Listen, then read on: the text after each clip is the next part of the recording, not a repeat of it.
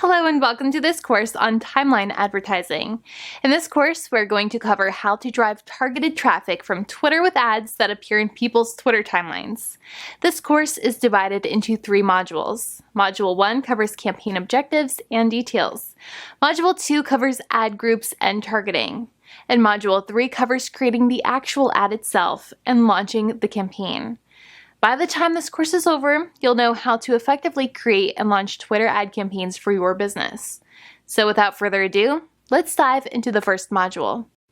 Okay guys, welcome to Module 1. In this module, our expert will be teaching you about campaign objectives and details. So get ready to take some notes and let's jump right in. Okay, so here we are on the Twitter dashboard. We're going to come up here to Create Campaign. Click Start Over. And let's talk about these Twitter campaign goals. Now, campaign goals or objectives, you'll notice, are taking over advertising platforms. Google, AdWords, Facebook, and a bunch of other ones have chosen to create this step in their ad creation process where you can choose common campaign objectives and then those guide you with hints and tailorizations throughout the ad creation process. We've already seen that with a few of the other big ones. Now we're seeing it with Twitter. And overall, I think it's definitely a good thing, certainly more user-friendly. If you've been doing some of these on your own sort of ad hoc in the past, then you'll probably notice it's a little bit different now. So let's talk about app installs first. App installs is pretty simple. If you have a mobile app, if that's your business and you want to get more people to install it on their phone, literally click a link on Twitter and then that takes them to the App Store for your respective, OS, and then install your app. This is what you're going for. This is your campaign objective. The next one is followers. Now it says on and off Twitter here, but obviously what we're talking about is gauging your campaign success by the number of people who end up following your profile on Twitter. And that's pretty powerful, especially if in addition to your advertising, you also do a lot of organic promotion or organic content on Twitter, and you want to increase the range of that organic reach. Increasing your followers with paid ads is a good way to do that. And tweet engagements. This is a good one to go after if your primary concern is interaction with other Twitter users on Twitter. If you want people interacting with your brand when you tweet. So we're looking at retweets. We're looking at comments, likes, that sort of thing. Those will be what you're measuring the success of these campaigns by. Over here we've got promoted video views. That's pretty self-explanatory. Video, although it's not thought of as the primary thing on Twitter, since there's length restrictions and stuff, is still pretty powerful on Twitter, and video ads are a pretty significant and impactful way to get your message across. Website clicks or conversions. This is probably the most standard issue, meat and potatoes type of campaign goal. This covers sort of everything, especially things like lead generation, right? So you actually want people clicking away from Twitter and coming over to your web properties, namely, a landing page where you're collecting a lead, or if you're doing content marketing, maybe to a content piece with a retargeting pixel, or if you're selling something directly, sales pages, e-commerce stores, product listings, that sort of stuff. All of that is going to come here, and my guess is somewhere around 60-70% of those of you who are watching this video are going to be relying on this one somewhat heavily. App re-engagements. So the app is already installed on their phone, and you want them to click on a Twitter ad that reminds them to log back in and use it. Okay, so if you're running some type of a video game app for iOS or Android, and this is a good way to get those people to log back into that app and play in that game with a nice, maybe a video ad or something. You actually see a lot of people doing this, a lot of companies doing this. What's that one? Clash of Clans is doing that type of thing with ads all the time. In-stream video views, pre-roll. This sounds a lot like YouTube's in-stream video, and that's basically what it is. You're taking other people's content, you're taking existing content, and you're sticking your little video ad at the very beginning of it. It's going to be pretty short, but you get some pretty cool placement there that you wouldn't otherwise get. Awareness. This, you don't really care about the retweets. You don't really care about clicks to your website.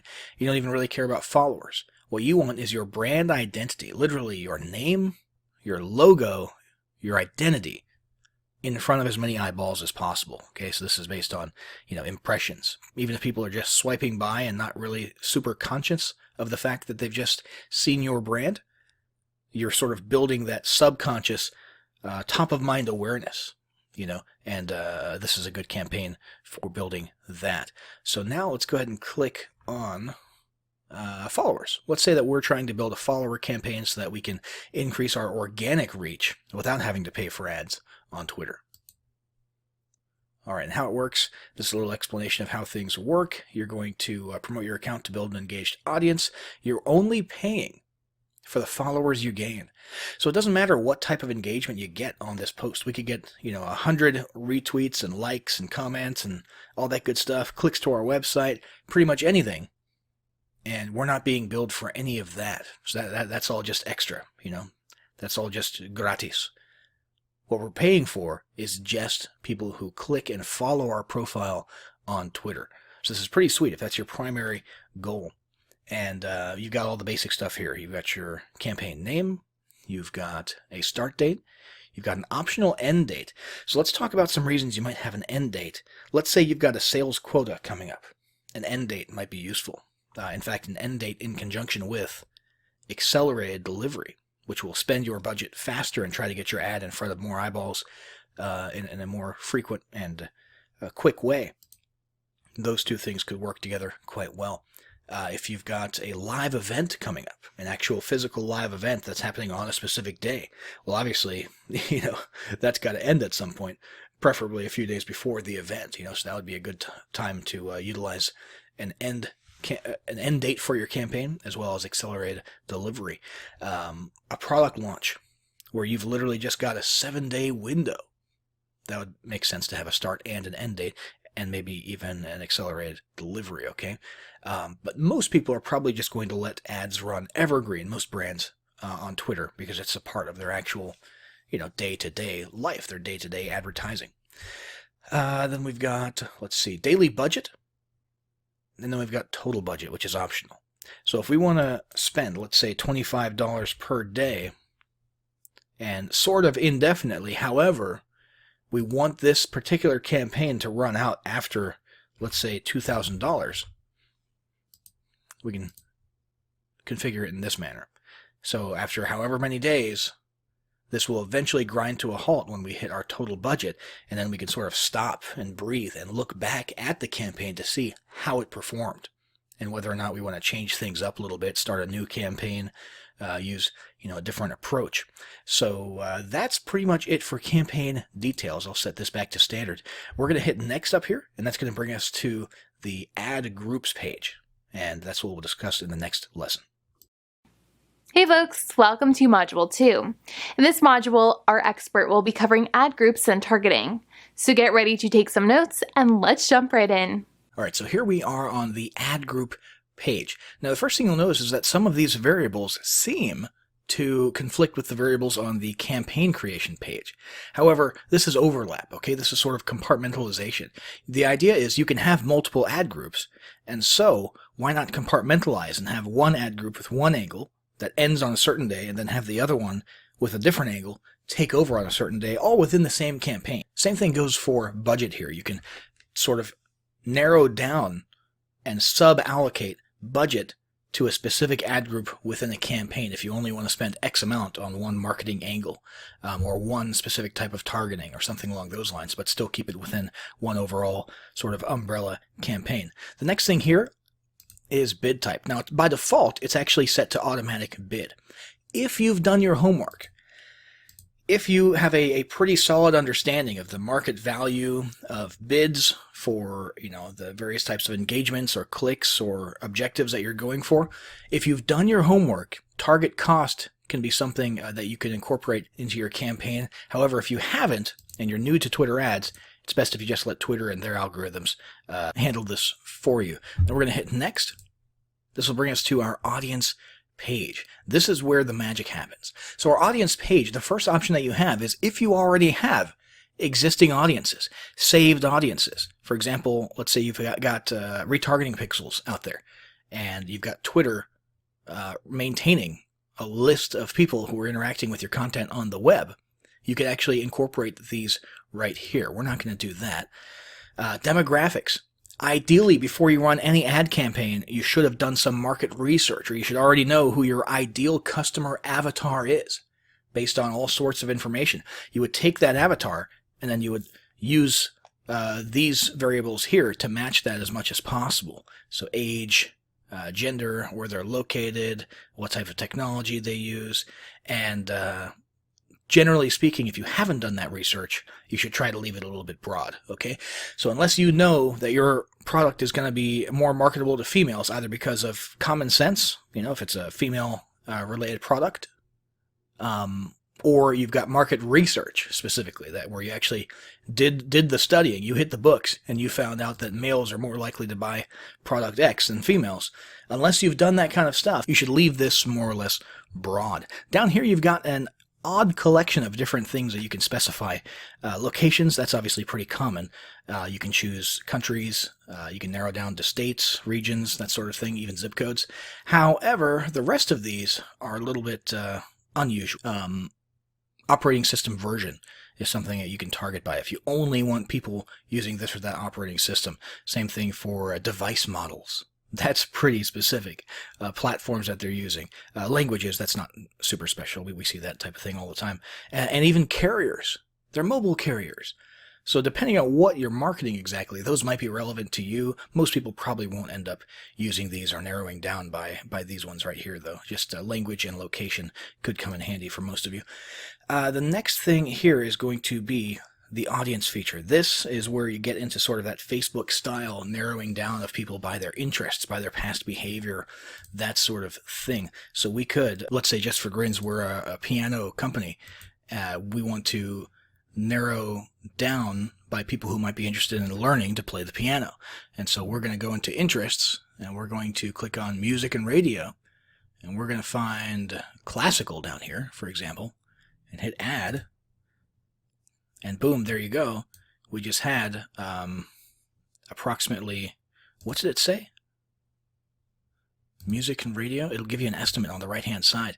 381,000 people who Twitter has positively identified as having shown evidence of being interested in classical music at some point in the past. Okay, so that's a pretty powerful way to target people. And as you can see, we've got a target summary or an audience summary right here on the right-hand side that changes as you shape and narrow your audience. Now, recommendations is an interesting one. Basically, Twitter will figure out what the most popular hashtags and usernames are based on the audience that you've selected, and then they will incorporate those usernames and hashtags into your marketing for even further targeting. Now, the problem with that for us is we set all of our demographics to super broad. So because we're so broad, I don't know that having Twitter's algorithms go out and find popular hashtags and usernames associated with this demographic is going to be of any use to us at all. So I'm going to leave that turned off, but it definitely sounds like something worth exploring depending on how narrow your audience becomes and how narrow your demographics get. Now, another new feature here is retargeting people who saw or engaged with past tweets. That is a huge, very, very powerful way to sort of spend your ad dollar on specifically people who are already familiar with your brand, so that you're not getting as much in the way of cold looks, but you're getting some warm audience as well. Once we've got our audience all set up and selected, we're going to hit next, and that's going to bring us to the actual ad creative, which is what we'll cover in the next lesson. All right, welcome to Module 3. In this module, our expert will teach you about creating the actual ad itself and launching the campaign. So get ready to take some notes, and let's jump right in. All right, so here we are on the actual ad creative page. Now, an ad in Twitter is a tweet. That's important to understand. And what you can do is reach back into past existing tweets and turn those into promotional tweets. Or you could just create one from scratch. Now, in our case, we've got one right here. And you can shuffle, by the way, by organic tweets that you've done in the past, scheduled tweets, and promoted-only tweets. Right now we have a scheduled tweet that happens to exist. We can utilize this as our Twitter ad, and you really want to match your ad copy to what your campaign goals are. So obviously, if your campaign goals had been website clicks and conversions, well, then you would want some type of a call to action that leads to people clicking and leaving Twitter to go to your site. In our case, we chose followers. So we want more and more followers. And that basically means we want people to look at our ad for a little while, and we want it to speak to them. We want them to answer a question, because if they engage with our ad, for example, by leaving a comment, they'll probably be more likely to hit the follow button as well and follow us on Twitter. So that's how we sort of structured this ad here. Now, let's go ahead and select it. We'll hit next. Oh, and I should mention, users' timelines is the default setting because that's what Twitter is. That's like 90% of Twitter is the timeline. Okay, but you can also choose to sneak your ads into profile pages and tweet detail pages, which we'll leave selected to increase our reach. Next. All right, so here we are. We can review the details of our campaign and ad group and our audience targeting one final time. We've got our date, we've got our budget, we've got our pacing, we've got our ad group, we've got our audience right here, we've got our placement that we chose, and right here is our actual ad, okay? So a compelling image that sort of pops out, plus a question. Our favorite song to play during piano lessons was such and such. What was yours? All right, so hopefully we'll actually get some comments, some answers, and people choosing to follow us on Twitter so we can increase our organic reach. And that is pretty much the only reason that we're running this ad. That's our campaign goal. We would hit launch campaign. And there you go. Now, once your campaign is published, you're going to want to regularly monitor these stats right here. Okay?